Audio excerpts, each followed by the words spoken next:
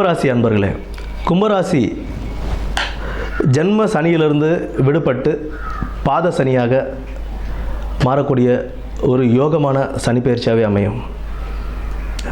2 வருஷம் படாத பாடு படுத்திட்டார்ப்பா அப்படின்ற நிலைமைக்கு இருந்த கும்பராசி நேயர்களுக்கு இப்போ கொஞ்சம் அப்பாடான்னு மூச்சு விட்டு உட்காரலாம்.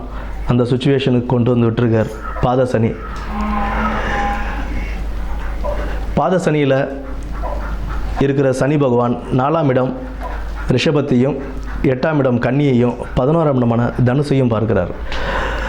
11ஆம் இடமான தனுசு சனி பகவான் அவரோட குருவோட வீட்டிலிருந்து குருவுடைய வீட்டையே பார்ப்பது ஒரு யோகம். அதுவும் லாபஸ்தானத்தில் இருக்கார். லாபஸ்தானத்தில் இருக்கும்போது ஒரு லாபஸ்தானத்தை பார்க்குறாருன்னும் போது நல்ல ஒரு உழைப்புக்கேற்ற லாபம். இத்தனை நாள் தொடங்கின செஞ்ச வேலையெல்லாம் எதுவுமே திருப்திகரமாக இல்லை, வருமானம் இல்லை அப்படின்றவங்களுக்குலாம் இந்த ஜென்ம சனியில் அவசப்பட்டவங்க இப்போ பாத சனியில் வரும்போது நல்ல ஒரு பலனையை கொடுப்பார், நல்ல ஒரு லாபஸ்தானத்தையும் கொடுப்பார். அதே போல் உங்களுக்கு குரு பயிற்சி, குருவும் வந்து 5ஆம் வீட்டுக்கு பயிர்றாரு.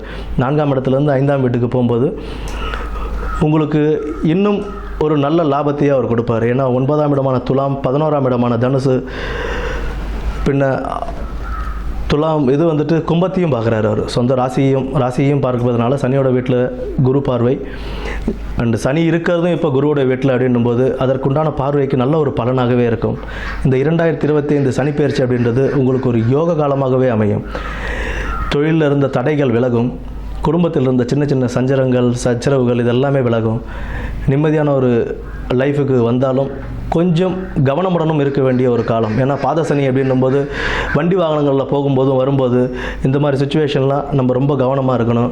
அதே போல் ஏதாவது இரும்பு தொழிலில் செய்கிறவங்க இவங்கெல்லாம் வந்துட்டு கொஞ்சம் கவனத்துடன் கையாள வேண்டிய நிலை இது. ஏன்னா பாதசனி போகிற வரைக்குமே நமக்கு அதனுடைய தாக்கம்ன்றது கொஞ்சம் இருக்க தான் செய்யும்.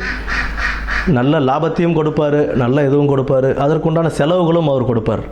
அதனால் நாம் செய்கிற தொழிலில் நிதானமாகவும் தொழிலை செஞ்சு வண்டி வாகனங்களில் போகும்போது நிதானத்தையும் கடைப்பிடிச்சி நல்லபடியாக இருந்து யோகமான சனி பயிற்சியாகவே இந்த பயிற்சி அமைய வாழ்த்துக்கள்.